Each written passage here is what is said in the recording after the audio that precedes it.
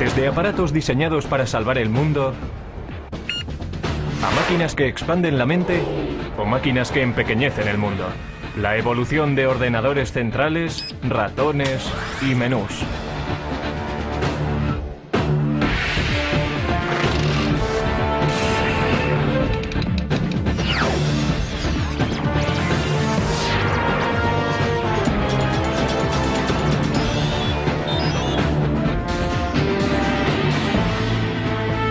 El ordenador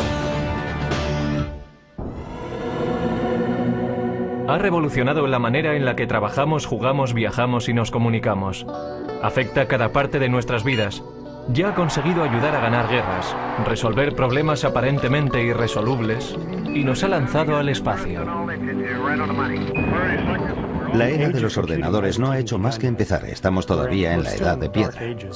A medida que vayamos avanzando en el siglo, no habrá una distinción clara entre la inteligencia humana y la inteligencia de la máquina. La mayor parte de la gente hoy en día sabe qué es un ordenador personal e incluso algo sobre su manejo.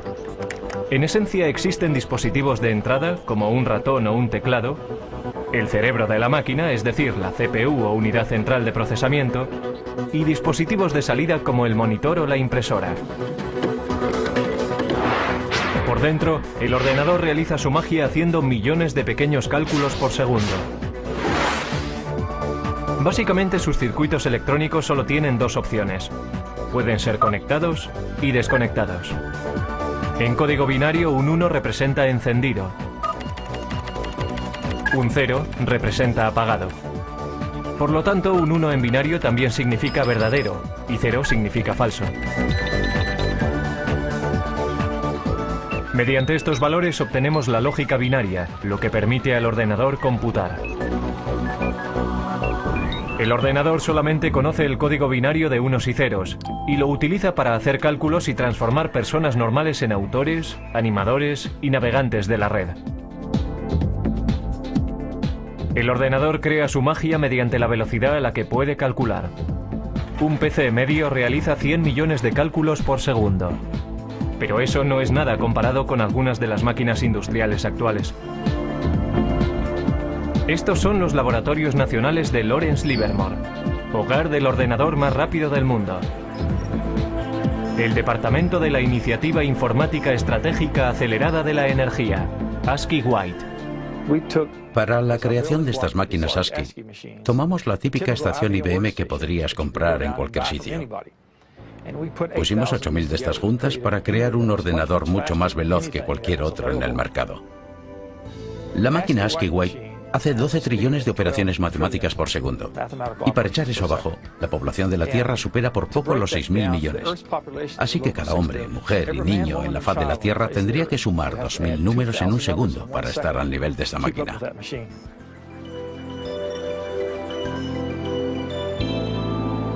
Como si fuera el guardián del silicio, el ASCII White está dedicado al servicio del país. Los laboratorios nacionales Lawrence Livermore son responsables de cerciorarse de la seguridad y la actuación de las armas nucleares de la nación. En 1992, el presidente George Bush prohibió las pruebas nucleares bajo tierra. Eso hace que sea muy difícil calcular el arsenal nuclear. Ahora los laboratorios han decidido emplear superordenadores para hacer las simulaciones y determinar la integridad de las armas que van cogiendo tiempo. Si se piensa en un arma nuclear y todos sus componentes, se empieza a comprender qué difícil es el proceso. Tenemos que ser capaces de simular cada una de las partes, la física que tiene lugar dentro de ellas. Estos simulacros son tan complicados que incluso a un ritmo de 12 trillones de cálculos por segundo llevarían semanas completar una prueba. El ordenador también tiene el poder de modelar moléculas. Esto ayuda a los científicos a diseñar experimentos antes de ir al laboratorio y entender cómo podrán ser los resultados. La manera más efectiva de obtener información del ordenador a la mente humana es mediante muestras visuales. Un enorme número de vídeos expositores de alta resolución convierte el infinito número de unos y ceros del ordenador en un increíble tapiz pixelado.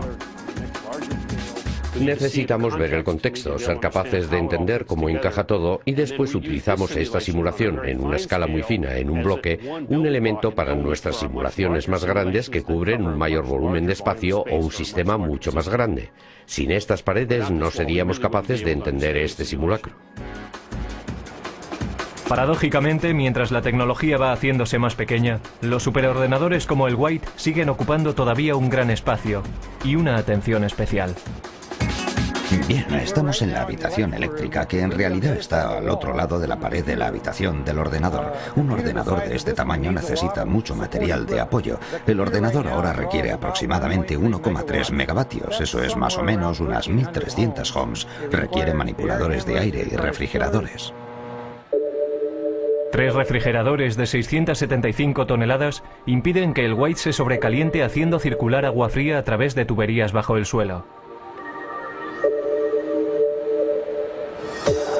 La máquina representa el esfuerzo coordinado de cientos de brillantes cerebros. Pero con la máquina ASCII podemos rastrear su origen hasta un hombre que no estaba demasiado preocupado por la seguridad nacional, pero tenía un gran interés en el ganado.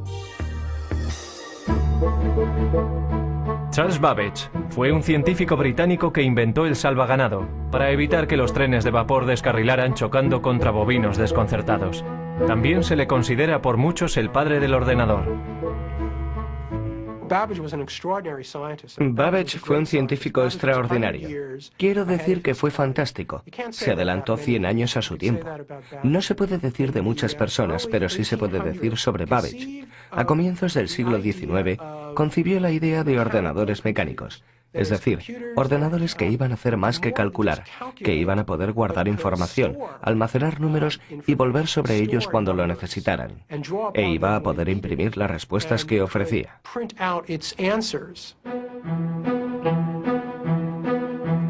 Como científico, Babbage confiaba plenamente en la precisión de tablas matemáticas, logaritmos y tablas de gravedad. Computar esos cuadros es lo que la gente conoce por ordenadores. Desafortunadamente, estos ordenadores cometían errores con frecuencia, enfureciendo así a su inventor. Errar es humano, pero para Babbage, ser humano no era suficiente. Primero previó un complejo sistema de engranajes y ejes que trabajaban juntos para hacer cálculos. Después de 10 años de trabajo, sin embargo, tiró el proyecto a la basura. Solo lo completó parcialmente para diseñar un aparato incluso más sofisticado. Una máquina que poseyera los componentes básicos de los ordenadores modernos. Las tarjetas perforadoras le proveían las entradas. Un mecanismo llamado el molino hacía los cálculos y el almacén guardaba los nombres como memoria. Lo llamó el motor analítico.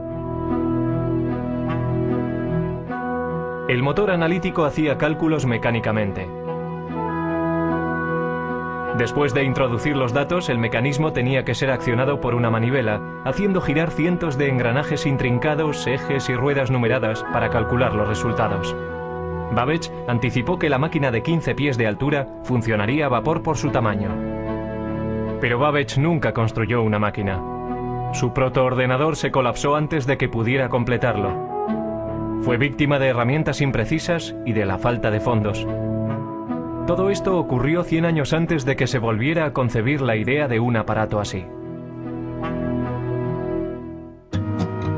Alentado por una eclosión de población en América, el siguiente paso en la evolución del ordenador vino al final del siglo XIX, cuando oleadas masivas de inmigrantes amenazaban con sobrecargar el censo americano de 1890.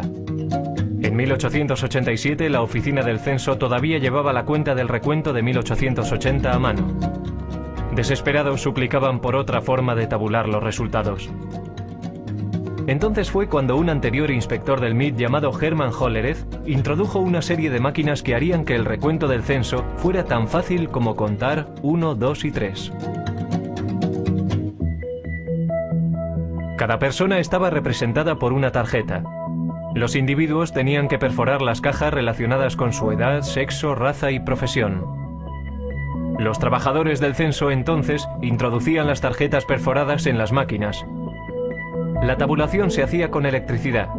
Al utilizar clavijas eléctricas, los resultados se registraban en una serie de diales, como si fueran relojes. Otras máquinas separaban las tarjetas.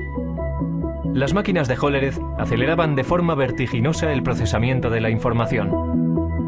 En solo 6 semanas se había hecho el recuento del censo de 1890 de 62.622.250 habitantes.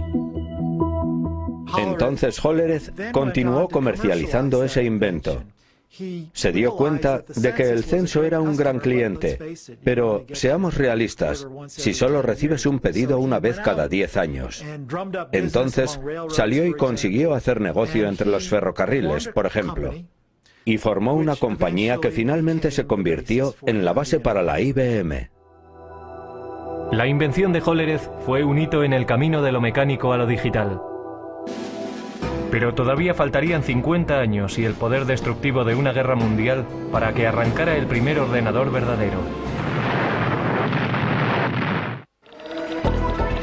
Antes de los años 30, los aparatos mecánicos computacionales se utilizaban para seguirle la pista a la población, pasajeros de tren y archivos de seguros de vida. Pero los primeros ordenadores digitales electrónicos se construyeron con un objetivo mucho más persuasivo en la mente: ayudar a ganar una guerra mundial. Una de las máquinas más tempranas se propuso por los británicos para romper el código alemán, conocido por Enigma. Con ello empezaron a creer que se podía ganar la guerra. Una de las personas que trabajó para romper el código Enigma fue Alan Turing. Su trabajo antes de la guerra ayudó a establecer la base teórica para los ordenadores que se construyeron en los 40. En el norte de Londres, en unas instalaciones secretas en Bletchley Park, los británicos construyeron Colossus, un tipo de ordenador diseñado para romper el código Enigma. Colossus comparaba secuencias de letras a un ritmo de 25.000 caracteres por segundo. La máquina solo podía realizar la tarea de unir letras, pero lo hacía muy bien. Sus transmisiones descifradas alemanas se denominaron el ultrasecreto, el secreto mejor guardado de la guerra. Principalmente, el Colossus llevaba a cabo funciones logísticas de las letras de un alfabeto en una corriente de letras que venían de un mensaje de radio interceptado. No los descifraba, pero sí podía efectuar una serie de combinaciones que en gran medida se asemeja a lo que hace un ordenador. Mientras el Colossus rompía códigos alemanes, al otro lado del Atlántico los ingenieros trabajaban para construir otro aparato computacional, una máquina que influiría directamente en el diseño de todos los ordenadores futuros. América era un centro neurálgico productor de instrumentos de guerra, pero para 1943 había una escasez crítica de un componente sorprendente de la máquina de guerra: tablas de disparos para piezas de artillería.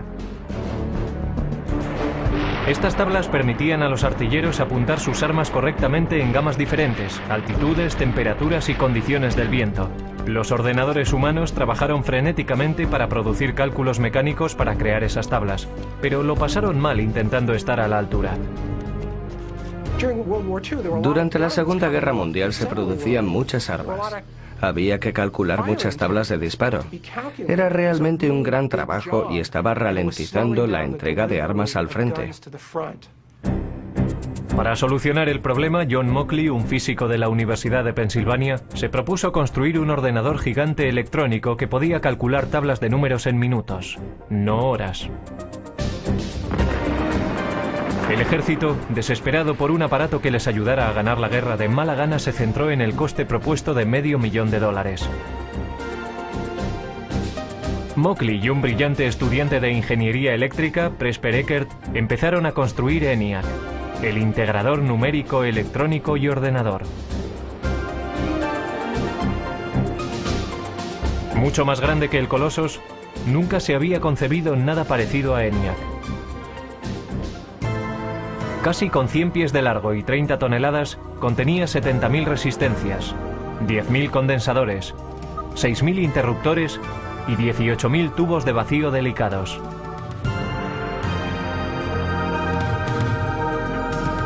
Los tubos funcionaban como bombillas. En una máquina cabían 18.000 tubos, por lo menos uno tenía que cambiarse cada pocos minutos. Después de 2 años de trabajo intenso, el equipo completó el ENIAC. 3 meses después, los japoneses se rindieron. Aunque no pudo acabarse a tiempo de ayudar a acabar la guerra, ENIAC fue una máquina maravillosa. Podía realizar 5000 sumas, 357 multiplicaciones y 38 divisiones cada segundo. Lo interesante sobre ENIAC es que tenía una capacidad de propósito general. Podía reconfigurarse para solucionar otros problemas. Y nunca hubo ningún problema para encontrar trabajo para ENIAC. Todos los servicios armados exigían tiempo para poder usarlo, también clientes industriales y universidades. Así que se le mantuvo ocupado hasta bien entrados los 50. Pero a ENIAC, la máquina más compleja de su tiempo, todavía le faltaban muchas de las cualidades de un ordenador moderno. Su memoria era muy primitiva y solo podía almacenar un máximo de 20,10 números decimales. Tenía que recablearse laboriosamente cada vez que se programaba. Y no podía tomar decisiones lógicas basándose en sus cálculos. Pero ENIAC ya había demostrado que los ordenadores se podían construir.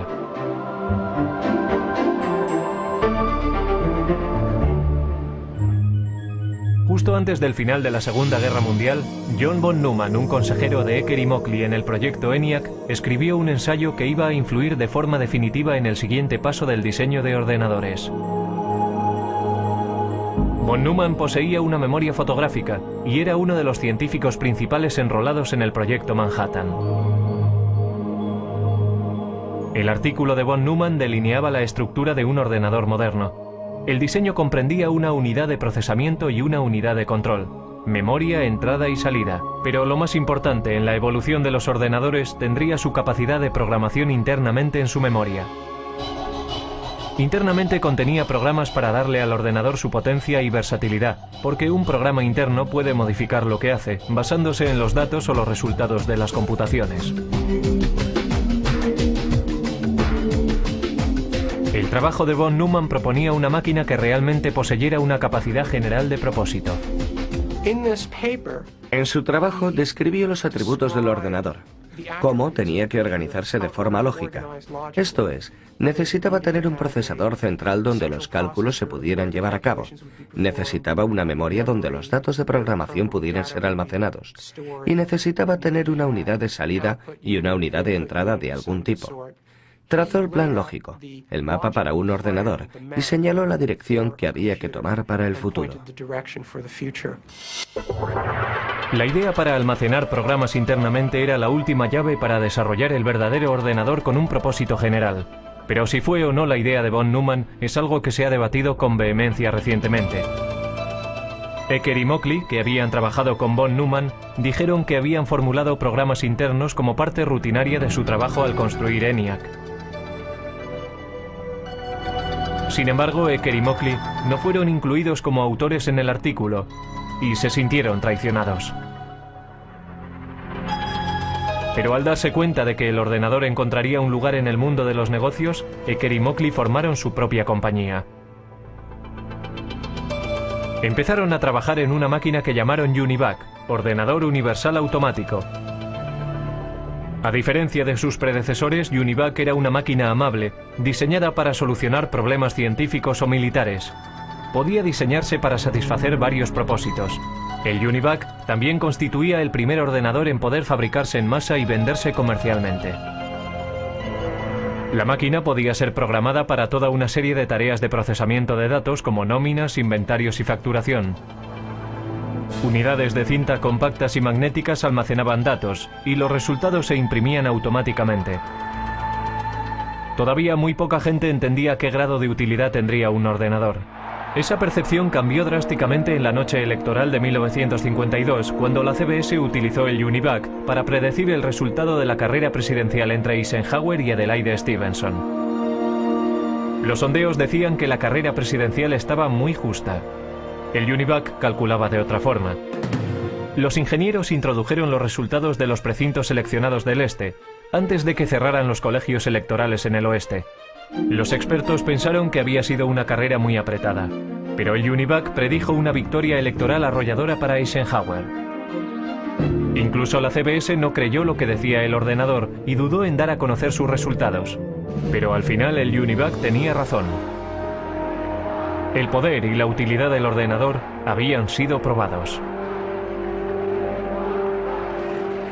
Después del éxito del Univac, varias empresas empezaron a ver un futuro en el desarrollo de los ordenadores.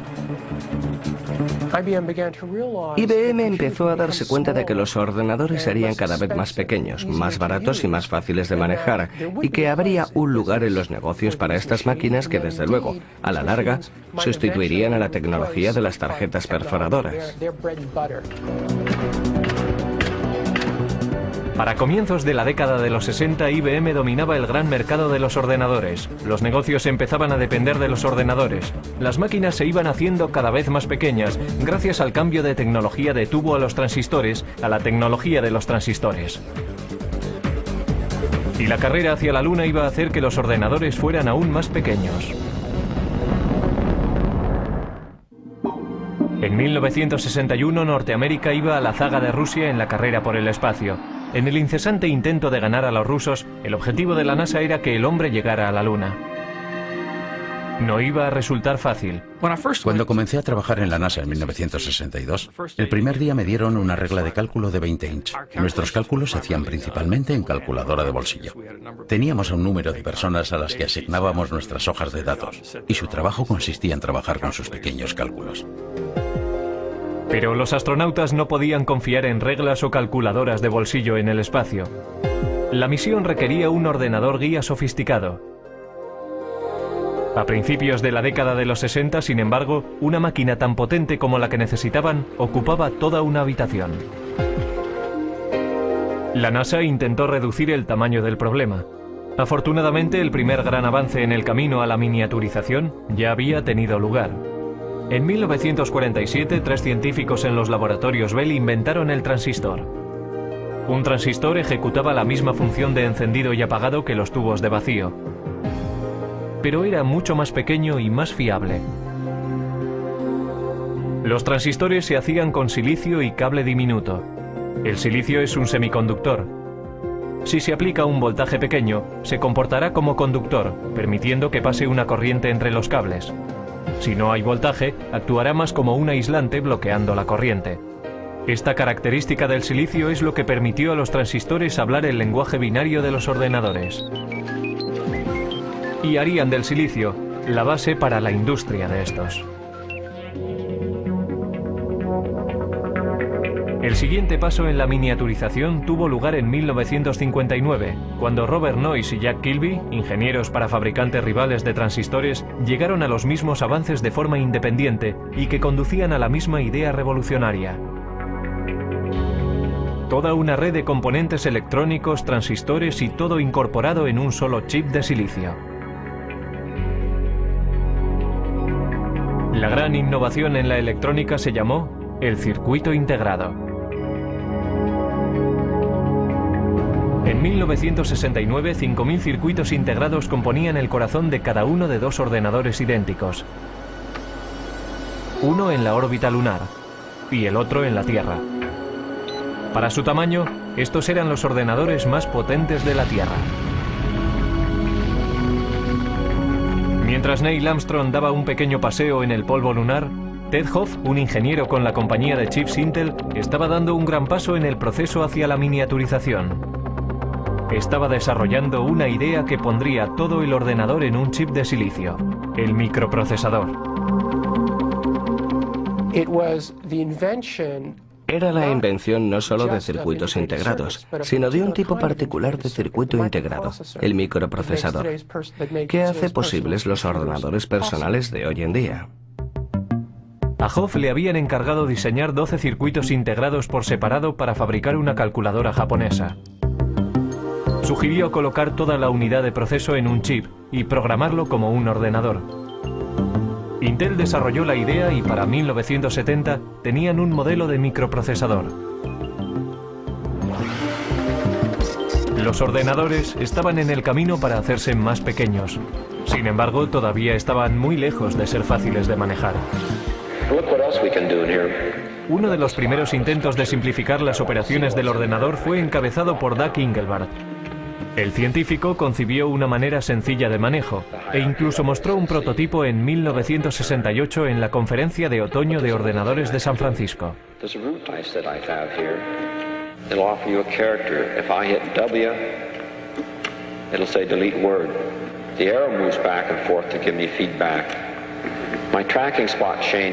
Soldando un teclado y un aparato para señalar que llamó ratón, Engelbart trabajaba con un ordenador a 30 millas de distancia, unido por microondas, y demostró que se podía procesar palabras en un hipertexto.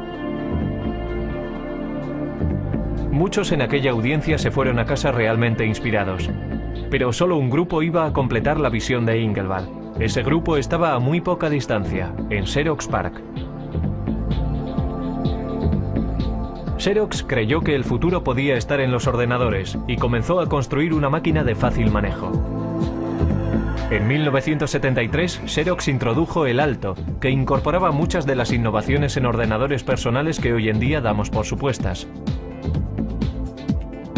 El Alto tenía un ratón, una interfaz gráfica, estaba construido de forma interconectada e imprimía en una impresora láser. Debería haber revolucionado la industria, pero a $18.000 cada máquina.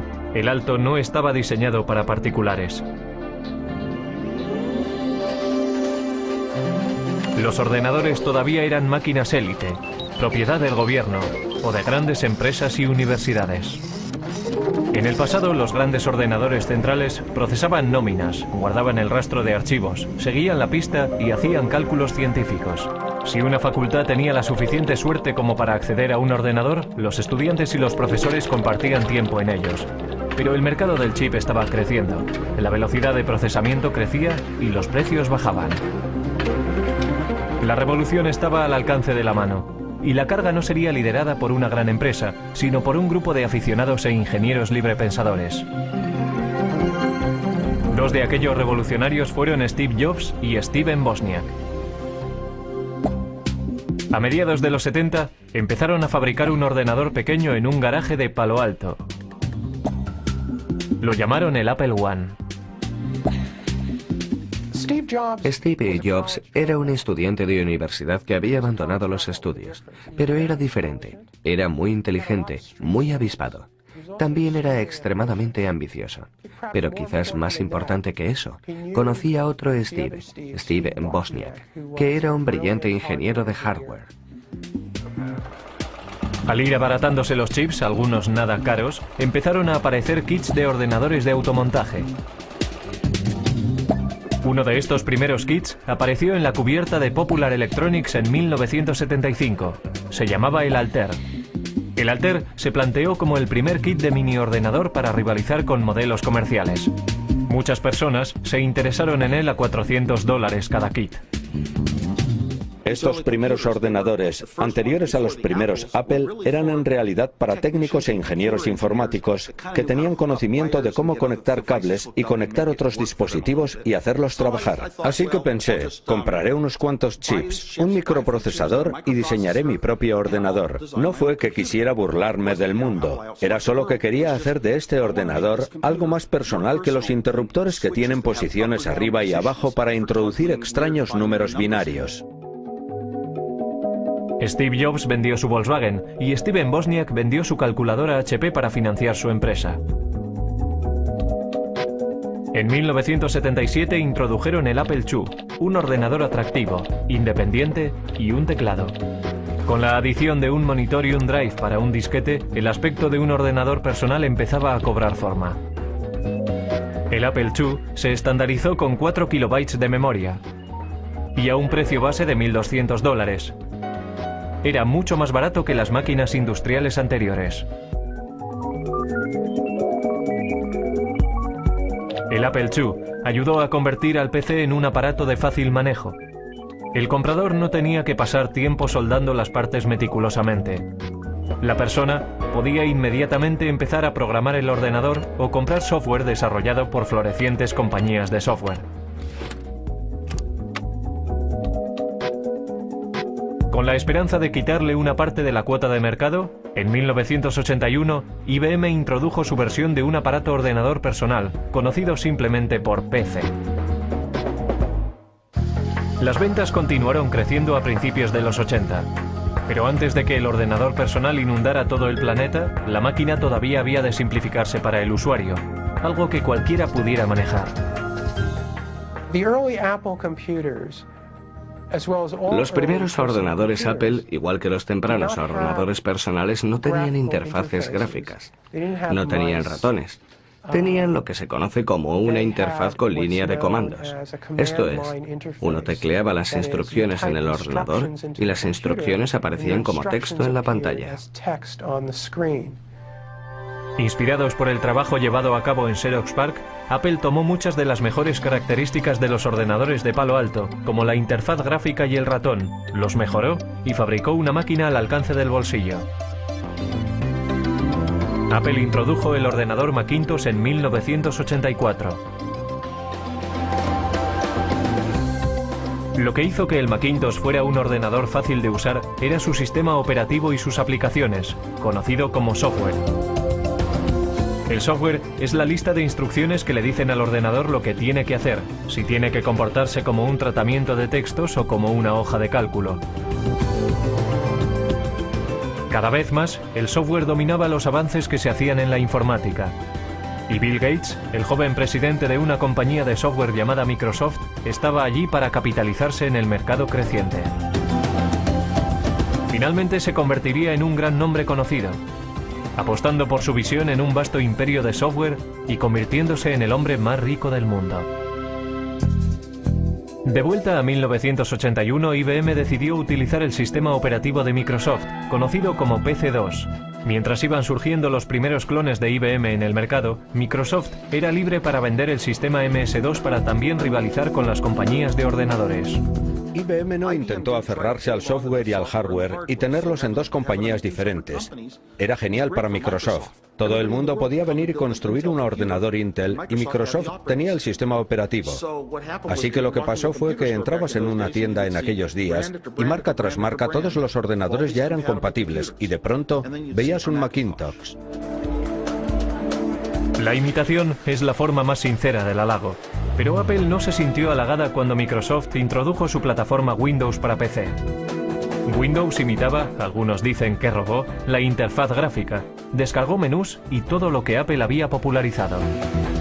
Existe la idea de que Bill Gates vino a Apple y copió el aspecto gráfico y el uso que después condujeron a Windows, porque cualquiera, una vez visto, no hay que verlo durante mucho tiempo. Bueno, ya sabes, este es el futuro, y una vez cruzas la puerta, ya no hay vuelta atrás. La verdadera historia es que nosotros necesitábamos software y Gates tenía una empresa, Microsoft, que escribía software, así que tuvimos que enseñarle un ordenador y darle copias para que lo escribiera. No había otra manera. Y no lo llamaría robar exactamente. Es como ser un oportunista y buscar en los lugares apropiados y negociar la manera como lo quieres. Incluso cuando otro lo inventó primero, es difícil llamarlo robar. Las ventas se dispararon en los 80. De 500.000 máquinas al año en 1981 a 7 millones para el final de la década. Máquinas fáciles de manejar y software más sofisticado que nunca excitó la imaginación general. Pero la revolución estaba muy lejos de haber acabado. Internet estaba destinado a alterar enormemente la vida de las personas. Pronto, todo el planeta estaría atrapado en una red de la que no se puede escapar. Lo siguiente, ver cómo tu casa queda conectada, la televisión, la tostadora, la cafetera y el microondas. En la década de los 90 las ventas de ordenadores se dispararon, llevadas por la red. Yo diría que Internet es más importante que los ordenadores personales, aunque necesitas un ordenador personal para utilizar Internet. Es como, ¿qué es más importante? ¿Las calles o los coches? La web nos conecta, pero no de forma tan restrictiva como antes. La tecnología sin cable nos hace móviles. Ya hay asistentes digitales y aplicaciones de la web que siguen cambiando el aspecto y el papel de los ordenadores. Los microprocesadores están en todas partes. La línea divisoria entre ordenadores, teléfonos móviles y otros productos electrónicos es muy difusa. Es el continuo empequeñecimiento de la tecnología del chip lo que está espoleando la evolución. Lo que tengo aquí es una unidad de fabricación de tecnología de silicio. Y este ejemplo concreto es una lámina de microprocesador de Pentium 3. Eso es más o menos de 8 inches de diámetro. Y tiene capacidad para 200 microprocesadores Pentium 3.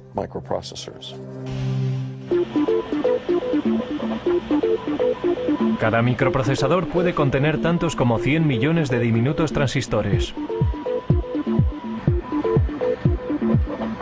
Los chips se fabrican mediante un proceso llamado fotolitografía. Los fabricantes de chips empiezan por ponerle a una lámina de silicio una capa de un material fotosensible. Los científicos entonces hacen una plantilla del diseño que quieren mediante el grabado en un metal fino con un rayo de electrón.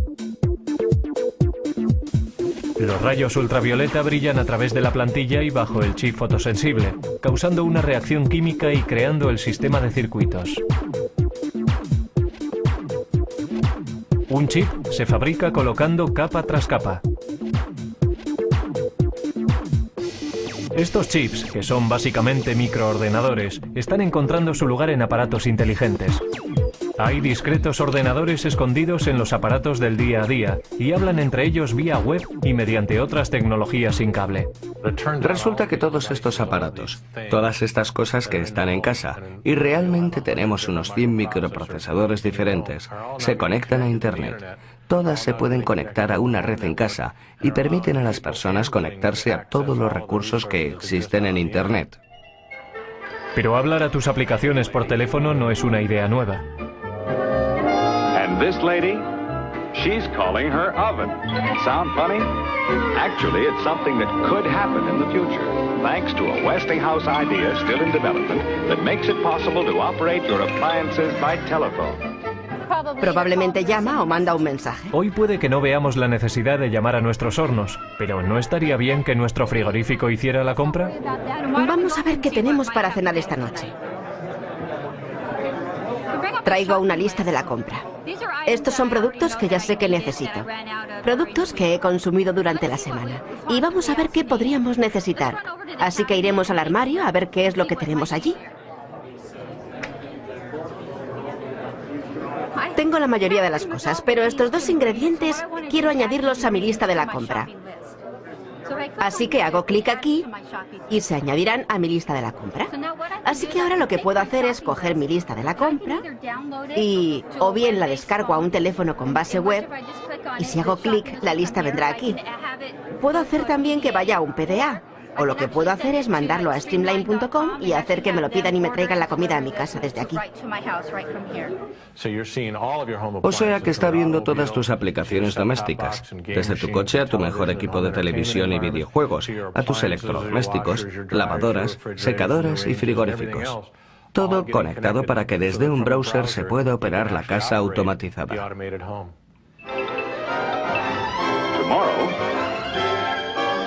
Westinghouse telephone control may allow you to feed your pets, open or close your windows, operate any of the appliances in your home, even if you're miles and miles and miles away. Si estás fuera de casa y viene alguien y toca la puerta cuando está conectada, alertará a mi teléfono. Entonces estoy fuera y desde mi teléfono puedo hacer varias cosas. Puedo llamar a mi casa, hablar con la persona, puedo descargar la imagen de quién es, puedo ver si es uno de mis hijos que se ha olvidado la llave, puedo ir más allá con mi teléfono porque puedo controlar la puerta y dejarles pasar. A continuación, ordenadores del futuro que disparan la mente.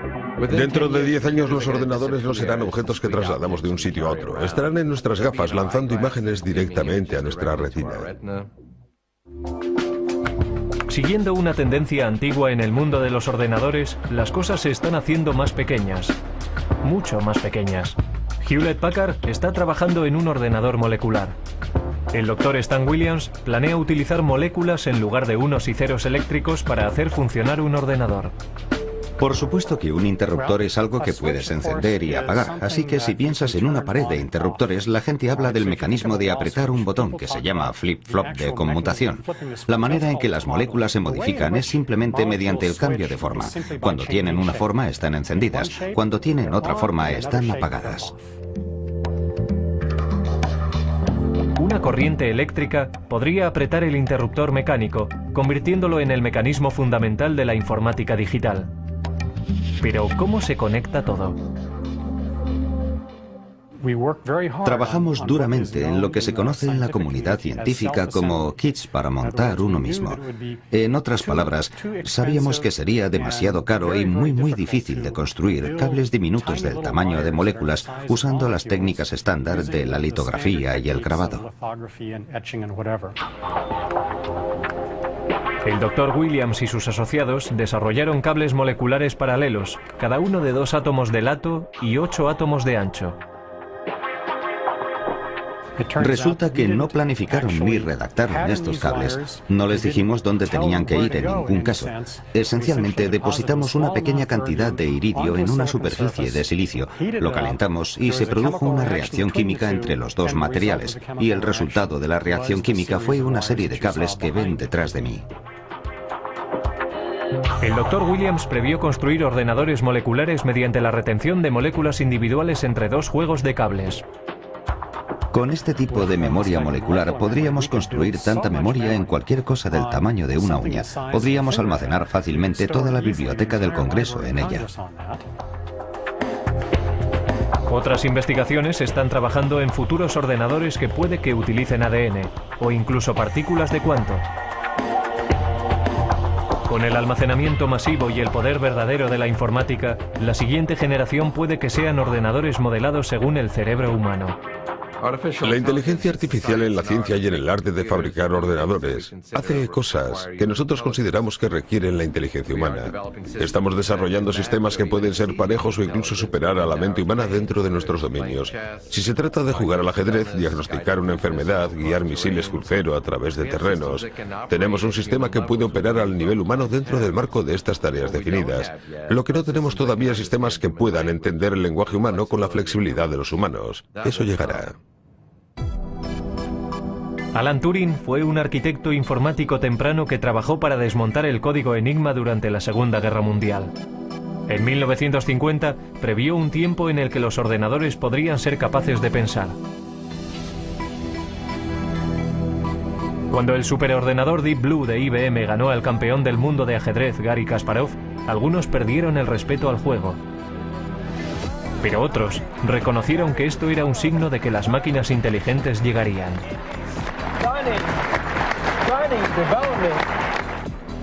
La electrónica molecular podría incluso borrar la línea entre el hombre y la máquina. Tendremos ordenadores muy pequeños y muy potentes que podrán viajar a través de nuestro sistema venoso. Tendrán el tamaño de las células de la sangre y se comunicarán sin cable con nuestras neuronas. Así que seremos capaces de agrandar nuestra capacidad de pensar, velocidad de pensamiento, aumentar la memoria humana, incrementar nuestras habilidades cognitivas y modelos de reconocimiento mediante la combinatoria de nuestra inteligencia biológica con estas nuevas formas de inteligencia no biológica. Los ordenadores capaces de pensamiento cognitivo alegran a unos y atemorizan a otros. Lo veo como algo derivado de la inteligencia humana. En muchos casos serán copias de la inteligencia humana y encarnarán nuestros valores. Quizá por eso estamos preocupados, porque sabemos que la naturaleza humana en sí misma es dual. Tenemos una parte muy creativa y también una muy destructiva, y la tecnología está multiplicando eso. La tecnología es un arma de doble filo, capaz de producir tanta destrucción masiva como abundancia sin precedentes. Pero mirando al pasado, puede que la sociedad sepa cómo dirigir el ordenador del futuro.